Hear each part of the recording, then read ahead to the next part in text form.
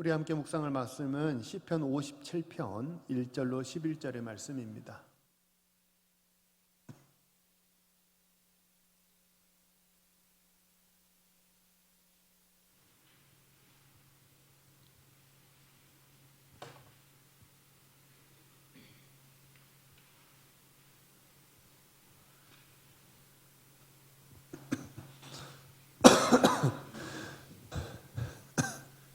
시편 57편 1절로 11절의 말씀 우리 찾으셨으면 함께 읽겠습니다. 1절입니다.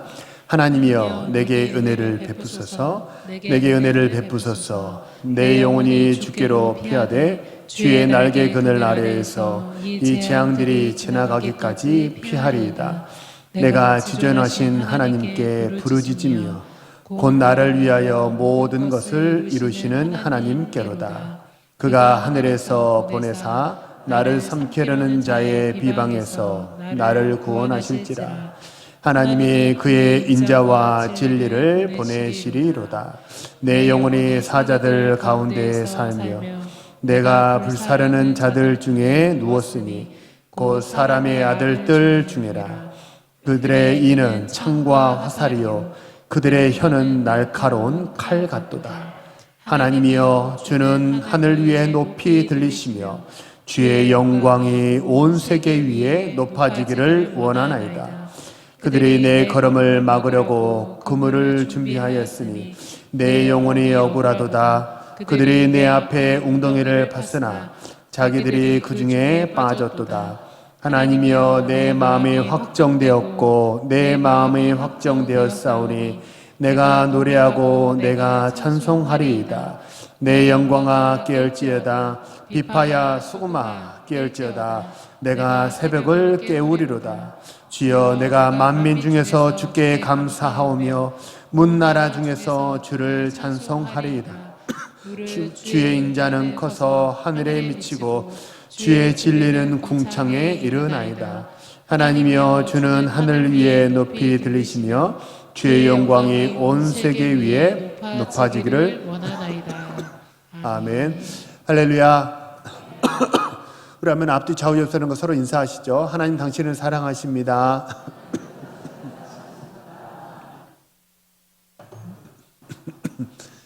우리 한 번 더 고백하시죠. 나는 복받은 사람입니다. 나는 복받은 사람입니다. 예, 많이 두드러질수록 예, 복이 와닿는 것 같아요. 우리 무더위도 이제 한풀 꺾인 것 같아요. 사랑하는 성도님들 끝까지 강건하시고 늘 성령 충만하시기를 소망하고 축복합니다.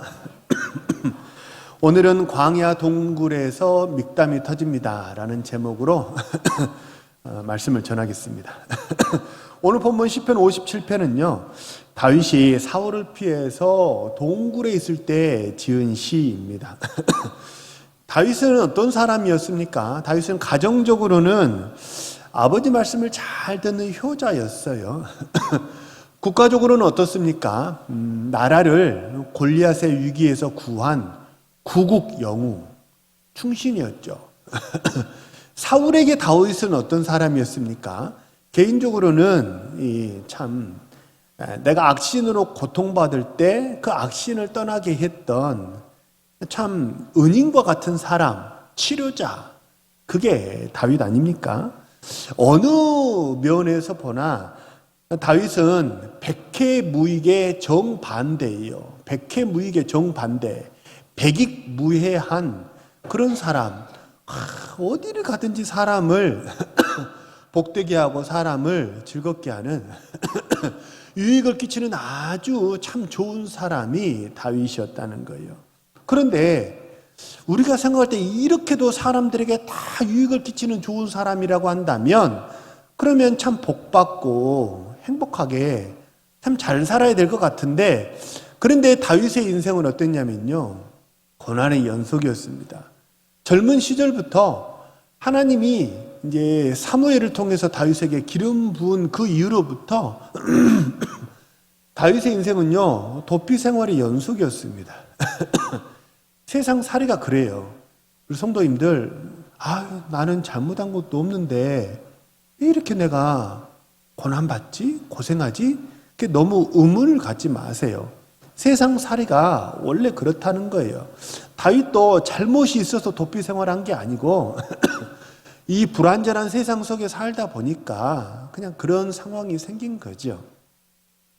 그래서 내가 아무리 잘해도 세상은 어떠냐면 고난받을 때가 있다는 것입니다. 내가 잘못한 게 없고 정말 신실하게 잘 살았어요.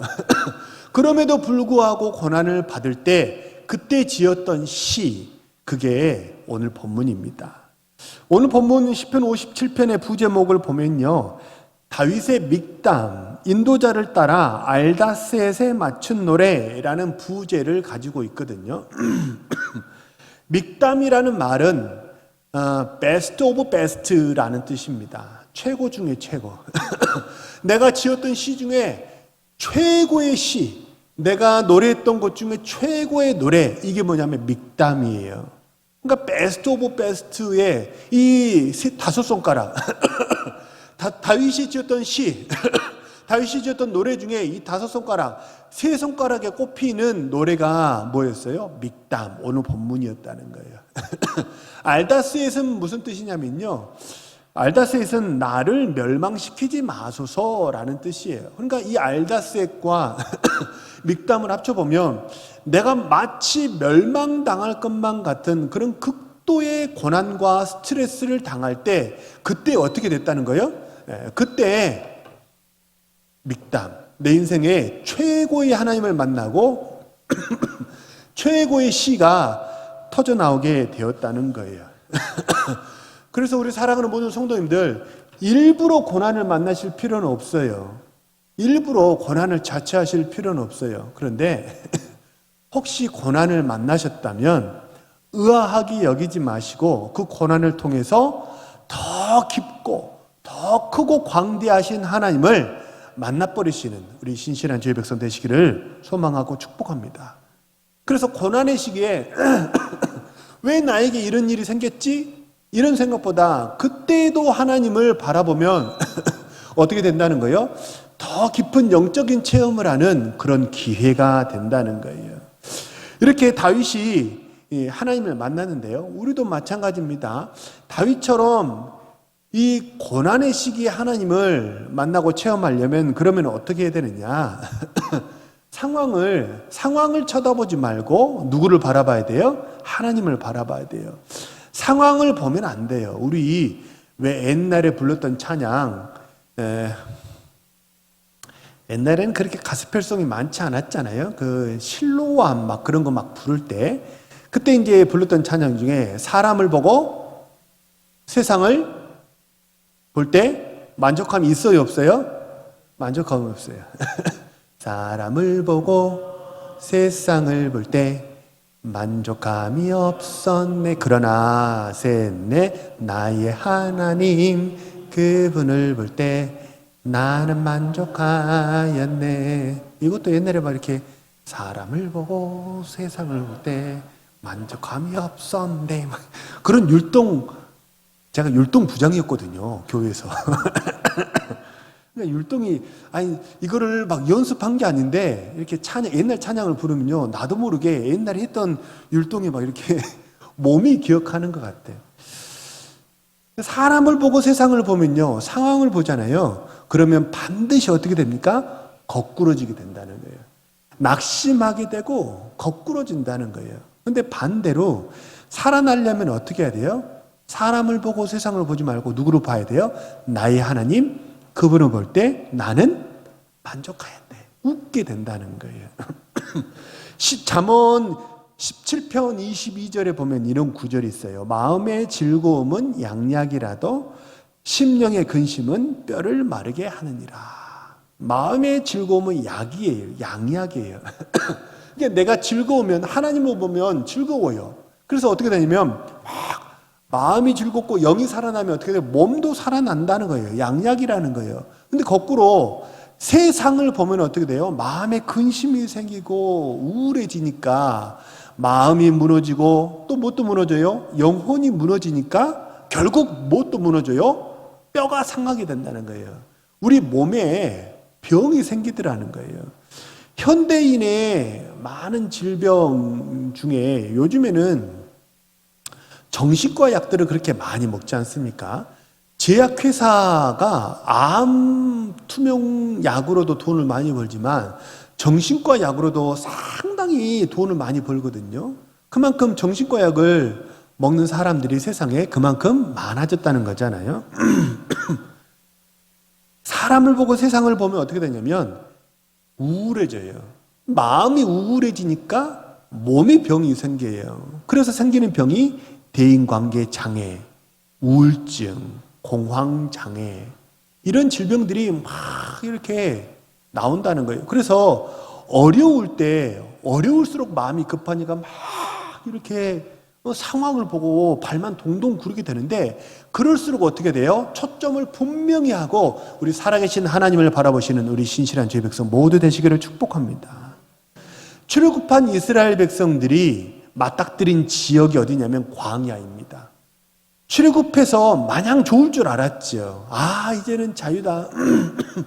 이제는 더 이상 나에게 채찍질하는 사람도 없고 고함치는 사람도 없는 자유다. 좋은 줄 알았잖아요. 근데 출애굽해서 만난 지역이 어디냐면 광야예요. 광야. 근데 광야에서 이스라엘 백성들이 고난 속에 있을 때 그들이 묵상했던 하나님이 어떤 하나님이에요? 창세기 하나님이에요. 출애굽기에서 묵상했던 이스라엘 백성은 창세기 하나님이라는 거예요. 창세기 하나님 딱 한마디로 정의하면 뭐라고 정의하시겠어요? 온 천지 만물을 창조하시고 섭리하시고 다스리시는 하나님이 창세기 하나님인 줄로 믿으시기를 바랍니다. 그러니까 내가 고난 가운데 너무 힘들고 어려울 때 그때 누구를 바라봐야 돼요? 상황을 보지 말고 이 모든 상황을 주관하시고 다스리시고 하나님의 계획대로 이끌어 가시는 창조주 하나님을 바라보면 그러면 어떻게 된다는 거예요? 고난을 넉넉히 이기게 된다는 거예요. 창조주 하나님, 창세기 하나님은요 조직신학으로 치자면 신론과 같아요. 신론. 하나님에 대한 이야기예요. 그래서 우리가 하나님을 아는 것 같잖아요. 그런데 사실 하나님을 잘 몰라요. 사실 하나님을 잘 몰라요. 신론의 하나님을 잘 모른다는 거예요. 그래서 초점이 안 맞고 흐려지니까 어떻게 되냐면 상황을 다스리고 제어하는 영적인 권세도 같이 잊어버린다는 거예요.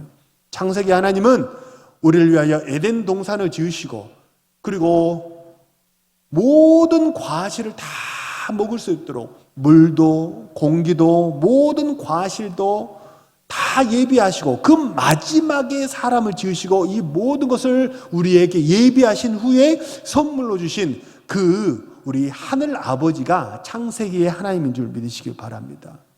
우리 아버지 하나님을 바라보면 어떻게 된다는 거예요? 그러면 이기게 된다는 거예요. 오늘 본문에 다윗이 그랬습니다. 다윗이 도망다니던 그 고난의 때에 만난 하나님이 어떤 하나님이에요? 1절을 보세요. 1절을 보면 내 영혼이 주께로 피하되 재앙이 지나기까지 피하리이다 그래요. 1절에 다윗이 만났던 하나님은 나의 피난처 되신 나를 보호하시고 인도하시는 그 하나님을 다윗이 만났다는 거예요. 오늘 본문은 역사서에 보면 사무엘상 21장부터 그 이하에 나오는 스토리인데요. 다윗이 사울이 죽이려고 하니까 제일 먼저 피해서 도망갔던 곳이 어디냐면 높당의 제사장입니다. 높당의 제사장에게로 갔는데 거기서 다윗이 제사장만 먹는 진설병을 먹고 다시 살아났다는 거 아니에요. 그죠? 높당에 있는 제사장에게로 갔다. 내가 죽을 뻔한 위기에 처했을 때 높당에 있는 제사장에게로 갔다. 이걸 우리식으로 바꿔보면 뭐라고 말할 수 있을까요? 높당에 있는 제사장에 갔다. 성전에 와서 하나님 만나고 말씀 보고 기도했다는 거예요. 그게 높당에 있는 제사장에게 갔다는 얘기예요. 힘들고 어려울 때 그때 성전에 와서 기도하시기 바랍니다. 우리 사랑하는 모든 성도님들, 우리 성전에 와서 하나님께 기도하면 하나님의 그 우리의 간구를 들으시고 이 모든 고난을 헤쳐나갈 수 있는 힘과 능력을 우리에게 주실 줄로 믿습니다. 높당에 있는 제사장에게로 갔는데 누가 고발을 하잖아요. 그래서 사울이 그 신고를 듣고 막 쫓아왔어요. 군대를 몰고 쫓아왔어요. 그래서 도망간 게 어디예요? 블레셋 땅 아기스 왕에게로 도망가잖아요. 블레셋 땅 아기스에게로 도망가면 다윗이 뭐라고 생각했어요? 아, 거기 가면 사울이 나를 쫓아오지 못하고 그래서 거기서 숨어 있으면 내가 살 수 있을 거라고 다윗이 생각했잖아요. 근데 이 블레셋 아기스 가드 땅의 아기스 왕에게 갔잖아요. 가드 땅으로 갔는데 이 가드 땅에 살았던 사람이 누구예요? 다윗이 죽였던 골리앗이에요. 그러니까 이 가드의 사람들이, 블레셋 사람들이, 아니 저 다윗은 블레셋 입장에서는 골리앗이 영웅 아닙니까? 우리의 영웅 골리앗을 죽였던 철천지 원수인데 제 발로 걸어 들어왔으니까 저 다윗을 죽여야 된다는 거예요. 그래서 다윗이 어떻게 했어요? 막 수염에다가 막 침을 흘리고 막 미친 척 해가지고 그러면서 그래가지고 살아났다는 거 아니에요? 수염에 침을 흘리고 미친 척 어떻게 하는지 아세요? 해보니까 어렵지 않더라고요. 입을 다물거나 침을 삼키지 말고 계속 입을 벌리고 있잖아요. 그러면 미친 척이 돼요. 이렇게 침이 막 흐르고 계속 이렇게 있어 보세요. 그러면 침이 오토매틱이에요. 자동으로 흐르게 되더라고요. 다윗이 그랬다는 거예요. 착각이죠. 블레셋 땅으로 도망갈 때 다윗은 뭐라고 생각했어요? 여기 가면 사울이 나를 쫓아오지 못할 거라고 생각했잖아요. 여기 가면 내가 살 수 있을 거라고 생각했잖아요. 근데 사자를 피해서 갔더니 뭘 만났어요? 불곰을 만난 격이 되는 거예요. 거기가 어디라고 가요. 그래서 우리가 착각하면 안 되고 영적인 실체를 분별하시기 바랍니다. 세상에 가면 우리가 살 수 있을 것 같고 거기에는 위로가 있을 것 같죠. 근데 세상에 가면 뭐가 있어요? 옳다꾼이 잘 만났다. 우리를 죽이려고 하는 그런 세상에 위협이 우리에게 있다는 거예요.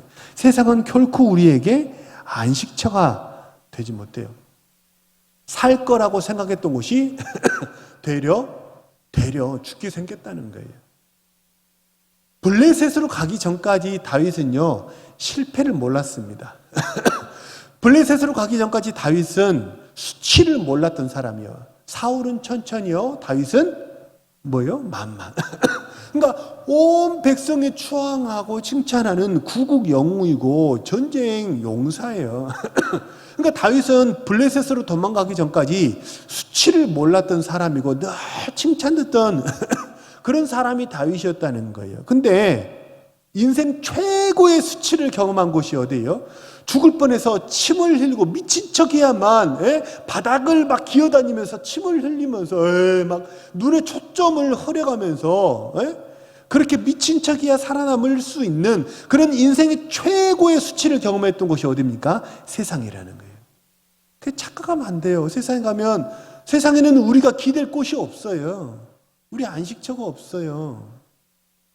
하나님이 계신 성전, 돕당의 제사장에게 가면 뭐가 있어요? 거기는 우리가 먹을 수 있는 진설병이 있어요. 진설병 뭘 상징합니까? 하나님의 이스라엘의 12지파하고 하나님의 말씀을, 떡은 말씀을 상징하잖아요. 이스라엘의 12지파를 상징하기도 하고 떡은 하나님의 말씀을 상징합니다. 거기 가면 하나님 성전에 가면 우리가 먹고 힘낼 수 있는 말씀도 있고 하나님의 위로가 거기 있다는 거예요. 그래서 다윗이 거기서는 뭣도 받아요? 골리앗의 칼도 받잖아요. 어쨌든 그걸 쓰지는 않았지만 무기도 받고 힘도 날 수 있는 그런 곳이 하나님의 성전인 반면에 블레셋 땅은요 인생의 최고의 정말 치욕적인 수치를 안겨둔 것이 블레셋 땅이라는 거예요. 착각하면 안 된다는 거예요. 그래서 침 흘리고 간신히 살아난 다윗이 마지막으로 도망갔던 곳이 어디입니까? 아둘람 굴이에요. 광야에 있는 아둘람 굴에 간 거예요. 그 아둘람 굴은요 이스라엘과 블레셋의 접경 지역이고 광야 사막과 이스라엘의 접경 지역이에요. 그러니까 거기는요 갈 수가 없는, 사울이 쫓아가지 않을 곳이라는 거예요. 광야로 갔어요. 광야. 광야는 히브리 말로 미드바르입니다. 미드바르, 자음을, 히브리어는 자음이 중요해요. 모음이 중요하지 않아요. 미드바르의 자음이 미음, 디귿, 리을, 미음, 디귿, 비읍, 리을이잖아요. 근데 말씀이 히브리 말로 다바르거든요. 다바르는 자음이 뭐예요? 미음만 빼면 디귿, 비읍, 리을이 말씀이에요. 미드바리에서 파생된 말이 다바르거든요. 그러니까 광야는 아무것도 없어요. 세례 요한이 와가지고 얘기하잖아요. 광야에 뭐 하러 갔어? 광야에 갈대 보러 갔어? 광야에는 아름다운 옷을 입은 사람이 없어.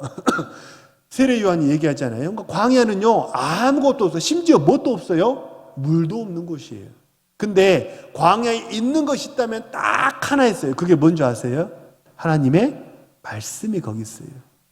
그래서 그 아둘람 굴에서 하나님의 말씀을 듣고 다윗이 어떻게 했다는 거예요?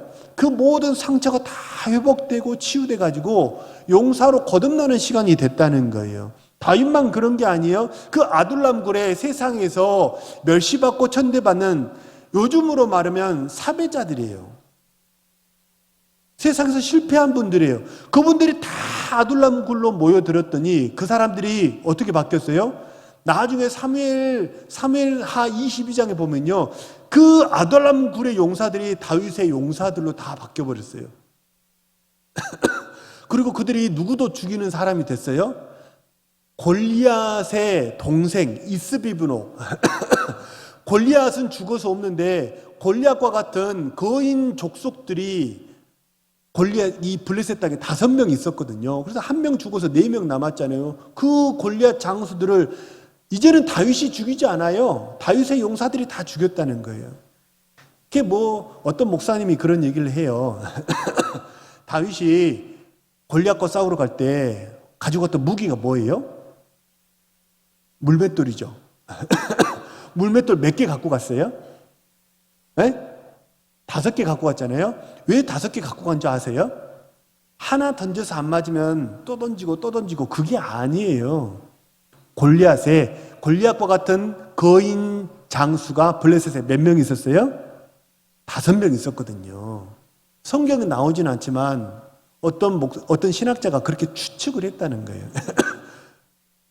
골리앗과 같은 거인 장수가 5명 있었는데 다 나와, 다 덤벼. 나는 만군의 하나님 여호와의 이름으로 나가니까 한 방에 몇 놈씩? 한 놈씩. 5놈 내가 다 죽일 거야. 그런 담대한 마음으로 물맷돌 5개 들고 나갔다는. 근데 한 명만 나오니까 딱 한 개 쓰고 그냥 끝났다는 거예요. 그 나머지 거인 장수들을 누가 죽여요? 다윗이 죽이지 않아요. 다윗의 용사들. 그러니까 아둘람굴에 모였던 사람들이 나중에 장수가 돼가지고 그들이 다 싸워서 이기는 사람이 됐다는 거예요. 그래서 광야의 아둘람 굴은 어떤 곳이에요? 말씀을 통해서 영혼이 치유받고 육신이 살아나고 용사로 바뀌는 그런 변화의 장소가 아둘람 굴이었다는 거예요. 사랑하는 우리 동원의 성도님들도 하나님의 말씀을 듣고 하나님의 말씀으로 말미암아 이 성전에서 하나님을 만나심으로 말미암아 신실한 주의 용사로 거듭나는 우리 사랑하는 모든 동원의 성도님들 되시기를 주님의 이름으로 축복합니다. 그 하나님을 만나고 나서 다윗이 오늘 시편을 지은 거예요.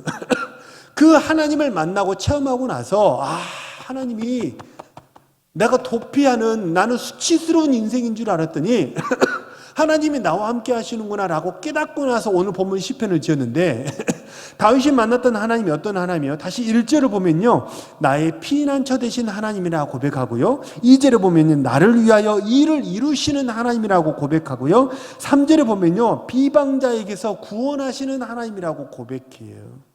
근데 그 비방자의 그 비방이 사실 말로만 하는 게 아니고 뭐예요? 4절에 보면요, 그들은 사르는 불과 같기도 하고, 그들은 창과 화살을 든 사람 같기도 하고, 날카로운 칼 같기도 한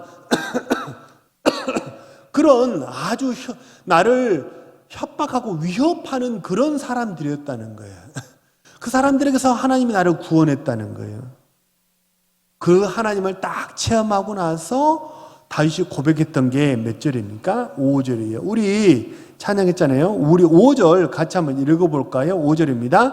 하나님이여 주는 하늘 위에 높이 들리시며 주의 영광이 온 세계 위에 높아지기를 원하나이다. 그래서 여기 57편에 보면요 1절부터 5절까지가 한 패러그раф이고요 그 다음에 6절부터 11절까지가 한 패러그раф인데 이 각 단락을 다윗이 참 이게 구분하기 좋게 5절과 똑같은 말씀을 10절, 11절에 또 해놨어요. 그래서 단락 구분을 해놨단 말이에요. 10절, 11절도 같이 한번 읽어볼까요? 시작. 무릇 주의 인자는 커서 하늘에 미치고 주의 진리는 궁창에 이르나이다. 하나님이여 주는 하늘 위에 높이 들리시며 주의 영광이 온 세계 위에 높아지기를 원하나이다. 아멘. 자 10절, 11절 말씀만 딱 보면요 엄청난 찬양이 하나님은 높으십니다. 하나님은 온 궁창에 가득하시는 하나님 위대하시고 광대하신 하나님입니다라고 다윗이 막 가슴 벅찬 마음으로 하나님을 찬양하잖아요. 이 찬양만 딱 떼어놓고 보면 그러면 이 찬양이 언제 나온 찬양 같아요? 마치 대단한 승리를 경험하고 내 인생 최고의 정점에 올랐을 때 하나님이 나를 가장 높이셨을 때 그때 내가 하나님을 정말 위대하신 하나님 나를 강하게 하시고 능하게 하신 그 하나님을 체험한 다음에 그 가슴 벅찬 마음으로 지었던 시 같이 보이잖아요. 그러나 사실은 정반대라는 거예요. 내 인생이 가장 밑바닥에 떨어졌을 때 수치를 경험하고 아무도 나를 알아주는 사람이 없는 광야에서 오직 딱 하나밖에 없어요. 하나님의 말씀으로 내가 살아났을 때 그때 뭐가 터졌다는 거예요? 믹담이 터진다고. 믹담. 내 인생의 최고의 하나님을 내가 만났다고 하나님을 최고의 찬양으로 영광 돌리는 믹담이 터졌다는 거예요. 알다스 헷 죽을 뻔한 이 죽을 뻔한 위기에서 믹담 뭐예요? 최고의 하나님을 만났다는 거예요. 그래서 사실 이 찬양이 제가 청년 때 제가 20대 초반 20살, 21살 때 아마 그때쯤 이렇게 나온 찬양으로 기억이 돼요. 그때 한국교회 뭐 이렇게 온누리교회 하스테반 선교사님이 이 찬양 이렇게 하면서 대한민국의 찬양에 막 열풍이 일었었잖아요. 그때 막 이 찬양을 들어보면요 막 저 후렴구 하늘 위에 주는 이 찬양 올라갈 때 마지막에는 막 티파니 같아. 악기를 들어보면 티파니 같아. 두두두두두두두 다다다다다다 굉장히 막 장엄한 찬양으로 하나님께 영광을 돌리거든요. 그러니까 우리가 꼭 이 찬양 보면 내 인생의 최고의 정점에서 하나님을 만난 것처럼 보이는데 정반대라는 거예요. 인생의 최고의 밑바닥에서 최고의 하나님을 경험해요. 우리 많이 부르는 찬양이 있죠. 약할 때 강함 대신에 나의 2절에 보면 뭐예요? 나의 잔은 채워졌어요? 비었어요? 나의 빈 잔을 채우네 주 나의 모든 것 그러잖아요. 그러니까 뭐냐면 내가 잔이 비었어요. 그럴수록 뭘 체험할 수 있는 거예요? 하나님의 광대하심과 위대하심과 전지전능하신 그 창세기의 하나님의 능력을 체험할 수 있다는 거예요. 내가 고꾸러졌어요. 약했어요. 내가 약함이 아주 극도로 달해서 수치가 극도에 달하고 내가 가장 약했을 때 사실 어떤 하나님을 체험하게 된다는 거예요? 가장 크고 강하시고 위대하시고 나를 진토에서 나를 바닥에서 이 수렁 같은 진흙탕 같은 그런 오물통에서 나를 끌어올리셔서 높이시는 그 하나님의 전지전능하신 그 능력을 체험하게 되는 줄로 믿습니다. 그런 하나님을 만나고 체험하는 우리 신실한 주의 백성 되시기를 주님의 이름으로 축복합니다. 그래서 하나님 광야에서 하나님 만나야 된다는 거예요. 하나님을 만났더니 어떻게 됐습니까? 주여 하나님은 하늘 위에 높으시며 이렇게 찬양하고요. 또 7절에 보세요. 내 마음이 하나님께 확정되었다는 거예요. 우리 확정되었다 그러면 우리 부르는 찬양 있잖아요. 무슨 찬양이에요? 내 영혼이 확정되고 확정되었사오. 그러니까 이 57편에서 엄청 우리에게 영감을 주는 찬양이 많이 쏟아져 나왔어요.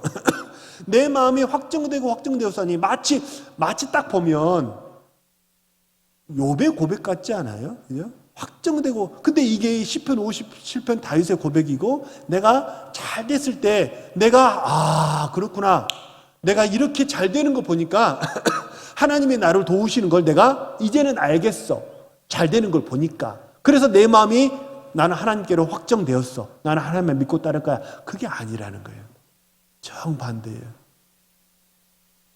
하나님을 우리가 언제 하나님을 만나고 우리의 마음이 언제 중심이 딱 잡히게 됩니까? 잘 될 때가 아니에요. 오히려 잘 될 때는 위기예요, 위기. 왜요? 내 시선을 뺏어가는 것들이 그만큼 많아지기 때문입니다. 집이 좋아요. 집이 넓고 좋아요. 그러면 그 안락함이 내 시선을 뺏어갑니다. 돈이 많아요. 세상에 누릴 게 많아요. 그러면 사람들이 나를 인정 칭찬하잖아요. 그러면 시선을 뺏어가는 것이 훨씬 많아진다는 거예요.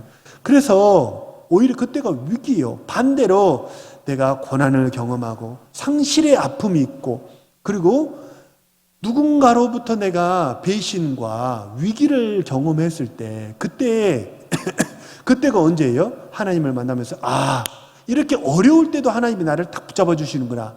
마음이 뭐 한다는 거예요? 확정되었다고 말 한마디만 해도 될 텐데, 다윗이 뭐라고 그래요? 확정되고 확정되었사오니. 국어 문법에 보면 반복이 뭐예요? 강조잖아요, 강조. 그리고 8절에 확정이 딱 하나님께로 내 마음의 확정이 딱 되고 나니까 8절의 고백, 8절에 보면 뭐라고 그래요? 8절 한번 읽어볼까요? 시작. 내 영혼아 깨을지어다, 비파야 수금아 깨을지어다, 내가 새벽을 깨우리. 그 8절 보면 또 우리 생각나는 찬양가 있잖아요. 일어나 새벽을 깨우리라, 하나 될 때이니. 그러니까 이 시편 57편에서 찬양이 엄청 나왔어요. 근데 8절을 한번 봐보세요. 우리 5절과 8절을 한번 비교해 보면요, 5절에서는 영광이 누구의 영광이었어요? 하늘 위에 주는 높으시며. 5절 보세요. 영광이 누구의 영광이에요? 주의 영광이에요. 그러니까 5절까지만 해도 그 영광이 내 거였어요? 하나님 거였어요? 하나님 거였어요. 근데 내 마음이 하나님을 딱 만나고 체험한 다음에 그때는 누구의 영광이에요? 8절에 보니까 내 영광이라고 고백하죠. 내 영광. 내 영광이라는 거예요. 이제는 이 성경 말씀이 그들의 이야기가 아니에요. 그들의 응답이 아니에요. 누구의 응답이에요? 내 응답이라는 거예요. 엄마 아빠가 교회 가라고 해가지고 교회 왔는데, 이제는 엄마 아빠의 교회가 아니고 누구 교회예요? 내 교회예요. 엄마 아빠의 하나님이 아니고 내 하나님이라는 거예요. 누군가가 나를 전도했어요. 나를 전도했던 그 사람이 하나님이 아니고 내 하나님이라는 거예요. 그게 내 영광아 깨을지어다라는 말의 뜻이에요. 그리고 또 보면 내가 새벽을 깨우리로라 그랬잖아요. 그래서 옛날에는 일어나 새벽을 깨우리로라, 언제 이 찬양 많이 불렀어요? 되게 특별 새벽 기도할 때 이 찬양 많이 불렀잖아요. 일어나 내가 새벽을 깨우리도다, 라는 말이 내가 새벽 기도하겠습니다 라는 뜻이기도 하지만, 무슨 뜻이냐면 새벽은 어둠이 지나고 빛이 오는 시대가 새벽이잖아요. 그죠? 어둠이 가장 극도로 마지막에 발아가던 시대가 새벽이고, 하나님의 시대가 빛의 시대, 빛은 하나님을 뜻하잖아요. 하나님의 시대가 도래하는 그런 시대잖아요. 그러니까 내가 이 어둠을 물리치고 하나님의 시대, 빛의 시대, 새 시대를 여는 하나님의 능력의 일꾼이 되겠습니다 라는 선언이, 그 선언이 뭐예요? 내가 새벽을 깨우리로다 라는 선언이라는 거예요. 단지 새벽 기도하겠습니다 이런 뜻이야. 물론 새벽 기도해야 그런 권능을 받겠죠. 하나님, 내가 흑암의 세력을 결박하고 하나님의 영광의 시대를 여는 그런 빛의 사도가 되겠습니다. 이 선언이 언제 나온다고요? 광야 동굴에서 하나님을 체험하고 나니까 마음이 딱 굳어버린 거예요. 견고하게 딱 세워지는 거예요. 그 어떤 세상의 고난이, 예? 환란이나 기근이나 적신이나 위험이나 칼이나 그 어떤 세상의 권세자리나 천사들이나 어떤 영적인 세력, 사탄이 아무리 나를 흔들더라도 흔들려요? 흔들리지 않아요? 흔들리지 않아요. 우리 이 시간 예배하는 사랑하는 모든 동원의 성도님들이 하나님을 만나시는 성도님들 되시기를 주님의 이름으로 축복합니다. 그래서 마음이 확정되는 성도님들이 되시기를 축복합니다. 그래서 이제는 그들의 영광이 아니라 내 영광이 되고 새벽을 깨우시는 빛의 사도로 귀하게 쓰임받는 우리 신실한 주의 백성 모두 되시기를 주님의 이름으로 축복합니다. 우리 주신 말씀을 얻고 한번 합심해서 통성으로 기도합니다.